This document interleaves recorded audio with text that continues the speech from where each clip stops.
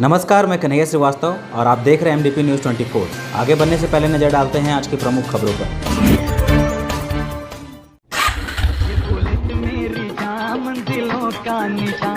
आपके शहर मधुपुर में खुल गया है बुलेट का सर्विस सेंटर, जहां आपके रॉयल इनफील्ड से जुड़े सभी ओरिजिनल पार्ट्स और मॉडिफाई करने का सारा सामान उचित मूल्य पर उपलब्ध है। भारत की छवि को धूमिल कर रहे दक्षिण कोरिया में रह रहे कुछ भारतीय नागरिक अपनी बदहाली पर आंसू बहाता Madhupur railway football ground. Deoghar police को मिली बड़ी कामयाबी, 650 पुड़िया ब्राउन शुगर किया जब्त। देवघर सदर अस्पताल में उपायुक्त ने किया कोविड केयर सेंटर का उद्घाटन। मधुपुर नगर परिषद में ग्रीन कार्ड को लेकर हुई समीक्षा बैठक। निर्माण पूर्ण होने के कुछ सालों में ही जर्जर होने लगी मधुपुर लहरजोरी पर। करो प्रखंड के तपसी मोड़ से सहजोरी तक हो रहे सड़क निर्माण का किसानों ने किया विरोध। देवघर के भूत बंगला के पास वाली सड़क से आवागमन कैसे हो, यह पूछते हैं राहगीर। करो प्रखंड मुख्यालय से साल्तर गांव को जोड़ने वाली सड़क की हालत बदहाल। देवघर के भैरव घाट में नवरत्न समाज के द्वारा किया गया भगवती पूजा का आयोजन। लक्ष्मी देवी हत्याकांड मामले में परिजनों ने की आरोपियों की फांसी की सजा की मांग। भाजपा कार्यकर्ताओं ने पालोजोरी में विधानसभा अध्यक्ष का फूका पुतला। और अब खबरों को विस्तार से जानने से पहले आज एक हम खबर पे चर्चा करेंगे। यह खबर हमें कोरिया से एक हमारे दर्शक ने भेजा है।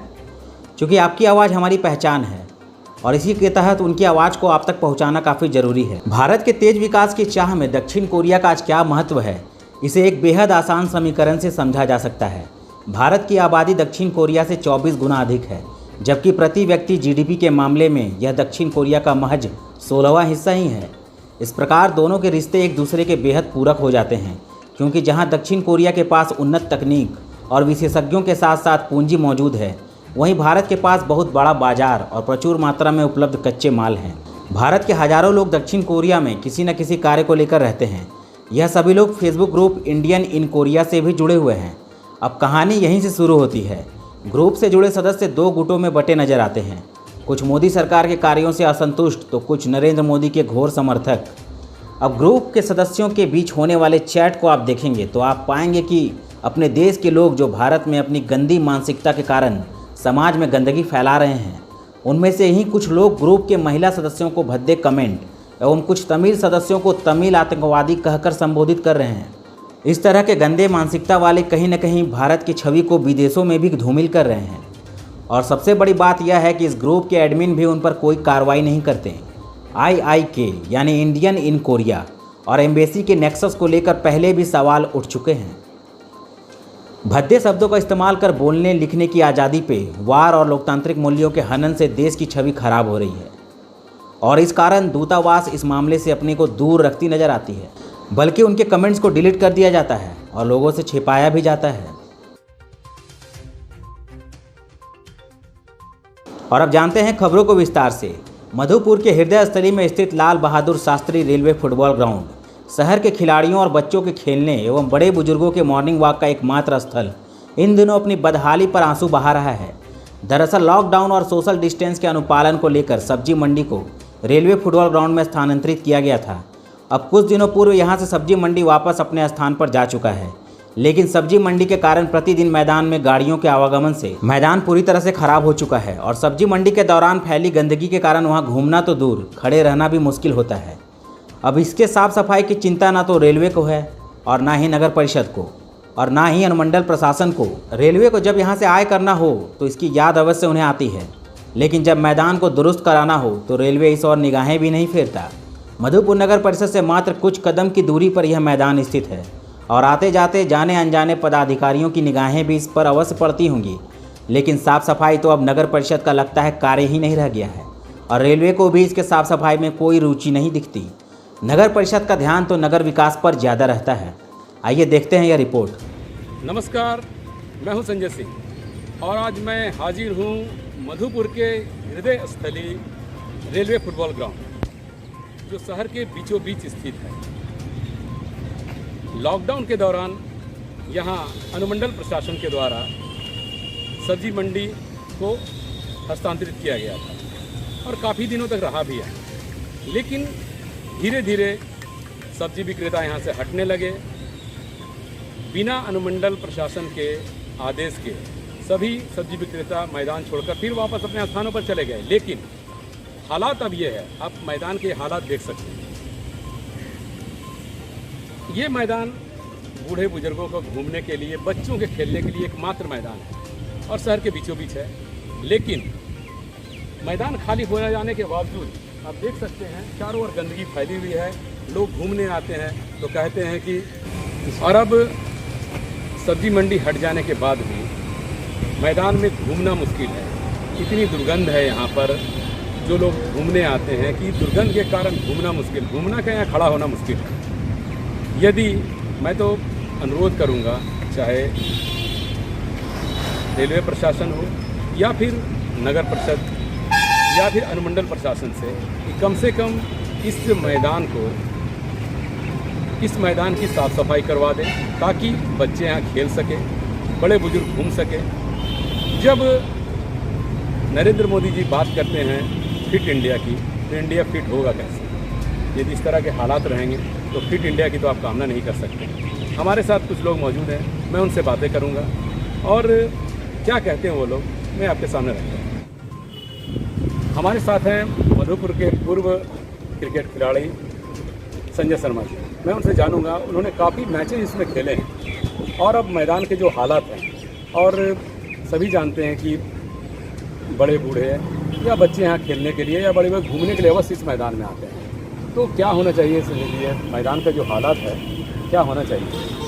अब आज के दिन में इस मैदान को देखकर काफ़ी दुख होता है। जिस समय हम लोग छोटे थे या जवानी की दहलीज पे थे, तभी हम लोग यहाँ क्रिकेट खेला करते थे। उसमें मैदान की खूबसूरती कुछ और हुआ करती। लेकिन आज जब इस मैदान को देख रहा हूँ तो मतलब लॉकडाउन में जब यहाँ सब्जी मार्केट आया था, उसके बाद कुछ दिनों तक के बाद वो चला गया यहाँ से, तो प्रशासन को, अनुमंडल प्रशासन को या रेलवे को या म्यूनिसिपल को, इन सभी में से किसी को भी इस मैदान की सफाई के बारे में और मेंटेनेंस के बारे में ख्याल रखना चाहिए था। लेकिन मुझे लगता है कि अभी 15-20 दिन हो गए हैं इसको गए हुए, या महीने भर भी होगा, सब हो सकता है, लेकिन अभी तक इनको सफाई नहीं किया गया है और ना इसका मेंटेन किया गया। तो मैं प्रशासन से, नगर पालिका प्रशासन से, अनुमंडल प्रशासन से, रेलवे, जो भी पदाधिकारी से कंसर्न है वो इस पर ध्यान देकर इसको साफ कराएं और मेंटेन करें। मेरा यही आग्रह होगा। और मैदान की खूबसूरती को बहाल रखा जाए, क्योंकि ये मधुपुर शहर के बीचों बीच ये मैदान अवस्थित है और सभी लोगों के लिए एक ये प्राइम सब्जेक्ट है कि फुटबॉल ग्राउंड, जो कि फुटबॉल ग्राउंड के नाम से मशहूर है ये मैदान, और सभी लोग इसमें खेला करते हैं, बच्चे, नौजवान सब।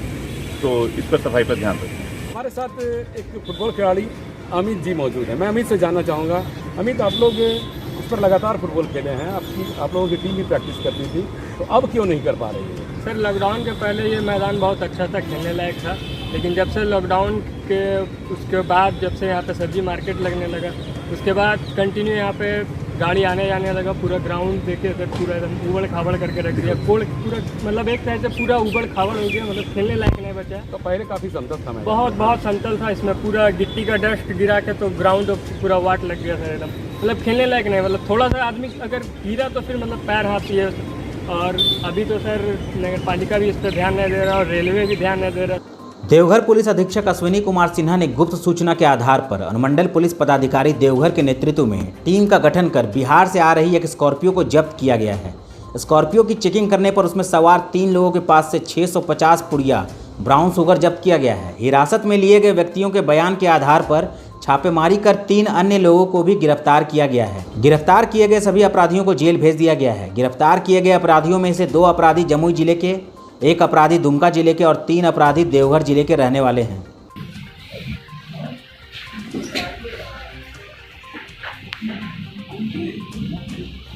आपस में सोशल डिस्टेंसिंग मेंटेन कर लीजिएगा महोदय जी, आप ही लोग के लिए है।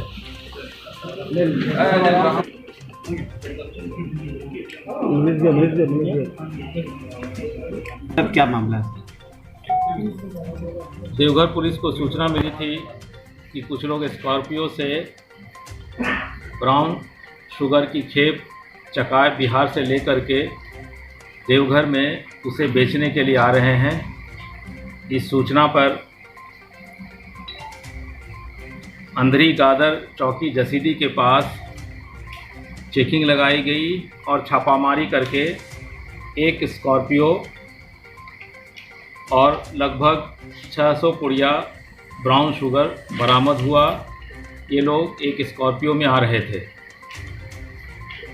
जिसमें अंधेरी गादर के पास 3 लोग गिरफ्तार हुए और इनकी निशानदेही पे देवघर में विभिन्न जगहों पर छापामारी की गई, जिसमें और 3 ब्राउन शुगर के कारोबार में और उसको कंज्यूम करने वाले लोग गिरफ्तार हुए और उनके पास से भी कुछ ब्राउन शुगर का पुड़िया बरामद हुआ। कुल 650 ब्राउन शुगर पुड़िया बरामद हुआ है, जिसकी कीमत बाज़ार कीमत लगभग 2.5 से 3 लाख रुपए है। देवघर के पुराने सदर अस्पताल में कोविड केयर सेंटर का उद्घाटन देवघर के उपायुक्त कमलेश्वर प्रसाद सिंह द्वारा किया गया है। इस उद्घाटन के मौके पर देवघर के civil surgeon doctor Vijay Kumar मौजूद रहे।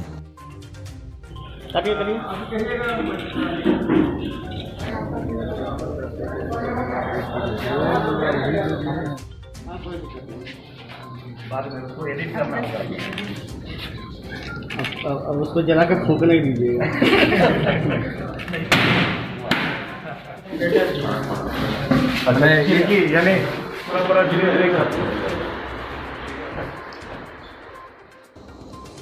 मधुपुर नगर परिषद सभागार में खाद्य सुरक्षा योजना के तहत ग्रीन कार्ड निर्माण हेतु बैठक की गई। बैठक में अधिक से अधिक जरूरतमंदों के ग्रीन कार्ड निर्माण पर चर्चा की गई।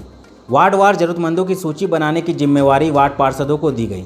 मौके पर नगर परिषद अध्यक्षा लतिका मुर्मू, कार्यपालक पदाधिकारी सुशील कुमार सिंह, प्रखंड आपूर्ति पदाधिकारी रामाशंकर प्रसाद सहित कई वार्ड पार्षद मौजूद थे।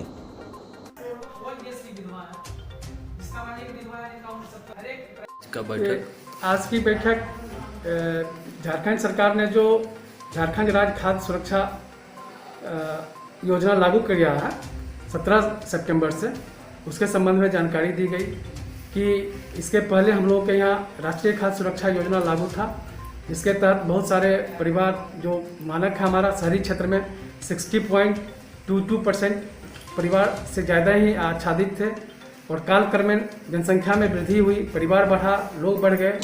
मधुपुर से लहरजोरी को जोड़ने वाली मुख्य मार्ग को बने हुए महज 5 वर्ष भी नहीं बीते हैं और सड़क दर्जनों जगह गड्ढों से भरा पड़ा है। मुख्य मार्ग का इस तरह से कुछ ही दिनों में जर्जर हो जाना इस सड़क निर्माण की गुणवत्ता पर सवाल खड़ा करता है। ग्रामीणों एवं राहगीरों का कहना है कि सड़क निर्माण में काफ़ी अनियमितता बरते जाने के कारण और भारी वाहनों का लगातार इस मार्ग पर आवाजाही होने से सड़क दर्जनों जगह पर टूट गया है और अब यह सड़क कई जगह गड्ढों में तब्दील हो गई है, जो बड़ी दुर्घटना को आमंत्रित कर रही है। राहगीरों एवं प्रमुख प्रतिनिधि ने संबंधित विभाग से संवेदक पर कार्रवाई की मांग की है। इस समय हम पहुंचे हुए हैं देवघर जिला और जामताड़ा जिला के बिल्कुल बॉर्डर पर। ये मधुपुर लहरजोरी मुख्य सड़क है। ये सड़क आज से 4 वर्ष पहले बना है और मधुपुर से लेकर लहरजोरी तक पूरा सड़क बिल्कुल जर्जर दिखाई दे रहा है, जबकि ये सड़क बनने में काफी राजनीतिक पेच लगने के बाद, काफी राजनीति का पेच होने के बाद ही ये सड़क बन पाया है। काफी नेता इसमें लगे हुए थे और ये सड़क आज बना है। लोगों का कहना है कि इस सड़क पर उच्च क्षमता वाली वाहनें जो है चलती रहती है और आज इस समय पहुंचे हुए हैं। हमारे साथ कुछ आवागमन करने वाले राहगीर हैं। हमारे साथ मार्गमुंडा प्रखंड क्षेत्र के प्रमुख प्रतिनिधि सोहराब जी हैं। इन लोगों से हम जानना चाहेंगे कि आखिर ये सड़क इतनी जल्दी कैसे जर्जर हो गया। आइए थोड़ा नजदीक आइए। तो हमारे साथ है प्रमुख प्रतिनिधि सोहराब जी। बताइए, ये सड़क जो जर्जर दिखाई दे रहा है यहाँ से लेके मधुपुर तक, इसके पीछे क्या रीजन है? ये सड़क जो है काफी दिनों से खराब रहने के बाद बहुत इसमें राजनीतिक भी हुआ। हमको लगता है कि 10 बरस तक हम लोगों का राहगीरों को, हमारे लोगों को काफी समस्या का सामना करना पड़ा। मधुपुर के लिए जाने के लिए काफी खराब रास्ता मिलता था। 10 साल तक राजनीतिक होने के बाद किसी तरह ये रास्ता बना, मगर इस तरह से बना सिर्फ ठेकेदारों ने अपना रोटी सेंक करके, हल्का फुल्का इसमें मेटल वगैरह दे करके और अपना यहाँ से रोड बना करके, सरकार की नज़र में रोड दिखा करके यहाँ से चले गए हैं। देखिए, कुछ ही दिनों में हमारे यहाँ रोड काफ़ी खराब हो गया है। जरा सा भी बड़ा वाहन चलने के कारण तुरंत रोडों को ध्वस्त कर देता है। इससे साफ पता चलता है कि रोड में कुछ भी जान नहीं है। रोड माने सिर्फ और सिर्फ दिखावे के लिए बना गया है। आपका नाम क्या है? आपका नाम क्या है? मेरा नाम अब्दुल समद है। मैं इसी गांव उधोड़ी का रहने वाला हूं। जहां पर ये रास्ता खराब हुआ है, इसी रास्ते के पास आज हम लोग खड़े हैं।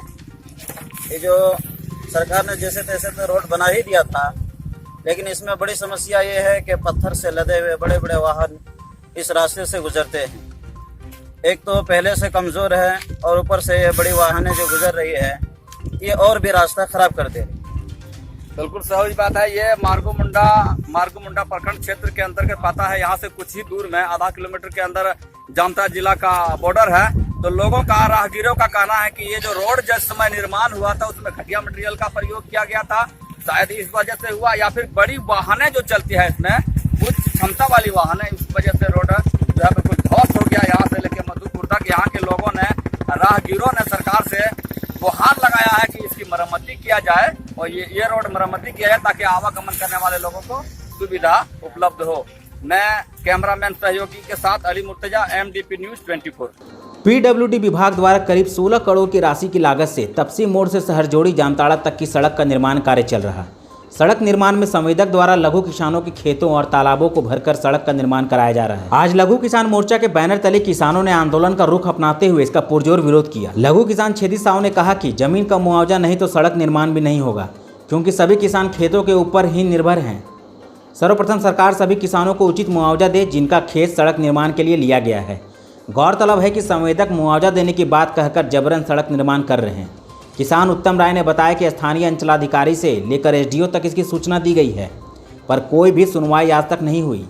अब किसान चरणबद्ध आंदोलन के लिए मजबूर हैं। मुआवजा देना होगा, देना होगा, देना होगा। मुआवजा नहीं तो रोड नहीं, मुआवजा नहीं तो रोड नहीं, मुआवजा देना होगा, मुआवजा नहीं तो काम नहीं, इनकलाब जिंदाबाद, जिंदाबाद, जिंदाबाद। मधुपुर कोर्ट में भी हम लोग केस किए थे और मंडल पदाधिकारी का वहाँ पर उसका कोई परिणाम नहीं आया।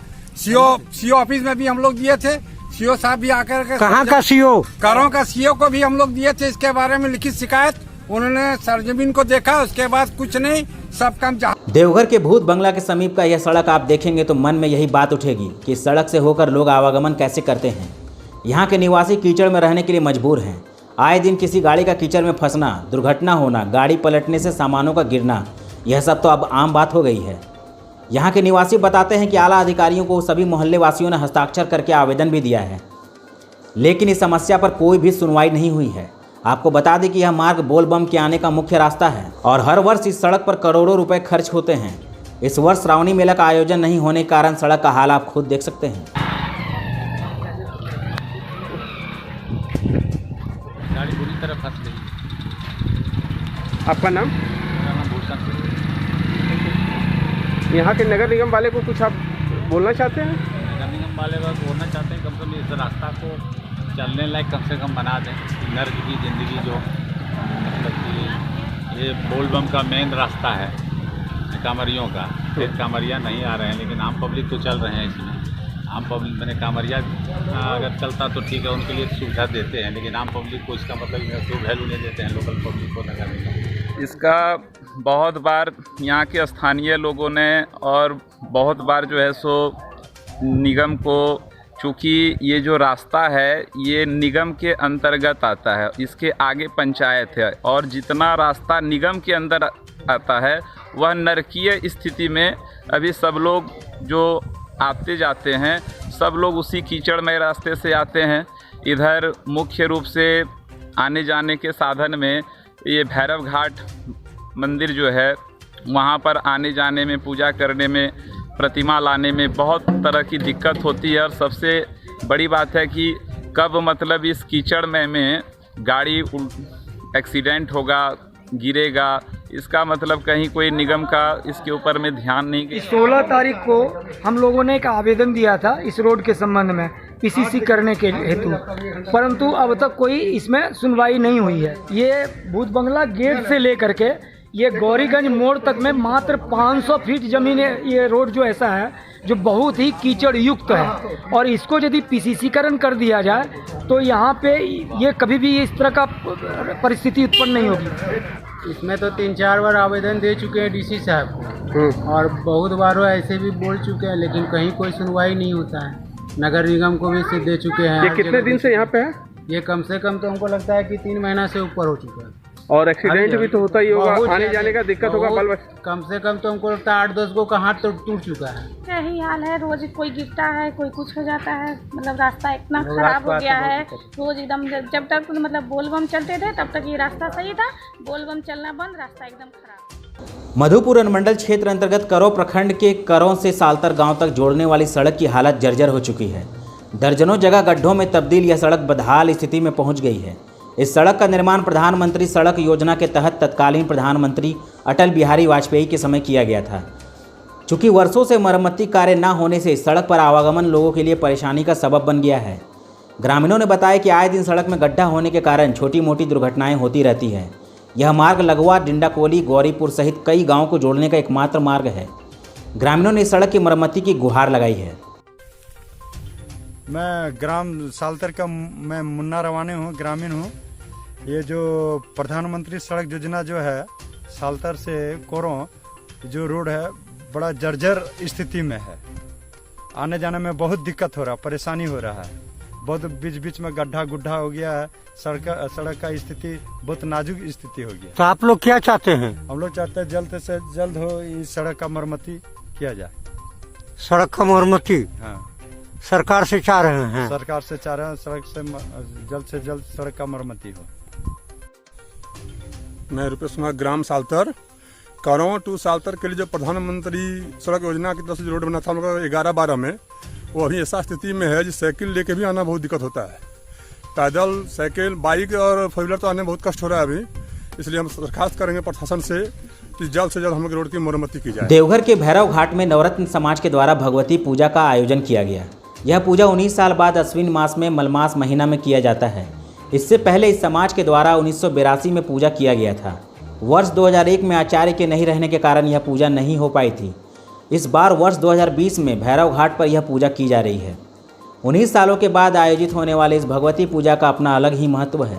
ओम सुधामसुधाय नमः, ओम श्वेतदीपाय नमः, ओम मणिमण्डपाय नमः, ओम कल्पवृक्षाय नमः, ओम मणिवेदिकाय नमः, ओम रत्नसिंहासनाय नमः, ओम धर्माय नमः, ओम ज्ञानाय नमः,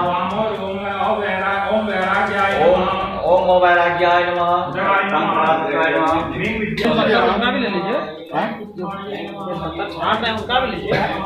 भैरव बाबा का ले लीजिए, मूर्ति बगल में हाँ भैरव बाबा का अंदर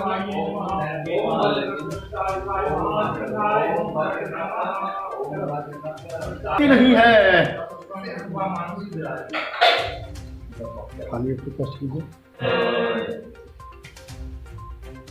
हो गया सर, कई कल्पों में होता है लेकिन इस विशेष है। मतलब 4 कल्प में जो पूजा होती है तो देवघर में तो और भी उससे भी ज़्यादा में पूजा होती है। 4 को छोड़कर और भी माह में हो जाता है। ये अधिक मास में इसका विशेष महत्व यही है कि मतलब जितना बार महिषासुर का हुआ है वध, एक भद्रकाली रूप में, एक उग्रचंडा के रूप में और एक बार दुर्गा के रूप में महिषासुर का वध किए। तीनों का जो वध हुआ है कन्या राशि के संक्रमण में ही हुआ। दहेज की बलिवेदी पर चढ़ी मासूम लक्ष्मी देवी के परिजनों ने पाथरौल थाना में केस दर्ज कराया है। इस केस में परिजनों ने ससुराल वालों पर दहेज प्रताड़ना और हत्या का आरोप लगाया है। मृतक लक्ष्मी देवी के पिता और उनकी माता ने लक्ष्मी देवी के सास, ससुर, भैंसुर, पति और गोतनी यानी सभी की फांसी की सजा की मांग की है। हम लाहौर के चैन में सर, यही मेरी बेटी है, बेटी यही है। और हम थाना प्रभारी से यही चाहते हैं कि मेरा लड़की का फांसी का सजा उसको देना चाहिए। जिस तरह मेरा बेटी को मार के दफना दिया गया, उस तरह से सब बाले बच्चे अपने तलाकों के पीछे कलपत रहे। अब 3 बार धमकी दे चुका था, लेकिन हम इस बात को सीरियसली नहीं लिए थे। हाँ, हम अखिलेश तिवारी, ग्राम पूर्णानगर, गिरिडीह जिले का रहने वाले हैं। हमारी बेटी को 8 तारीख से मार करके ये लोग जो सो लापता कर दिए थे। नित्यानंद राय, चंदन राय, भैंसुर बबलू राय, शर्मिला देवी और नीता राय का पत्नी सास, ये लोग मार के फेंक दिए थे। बार बार ये लोग बोल रहे थे कि तुम्हारा बेटी को मार देंगे, तुम गरीब आदमी क्या करेगा।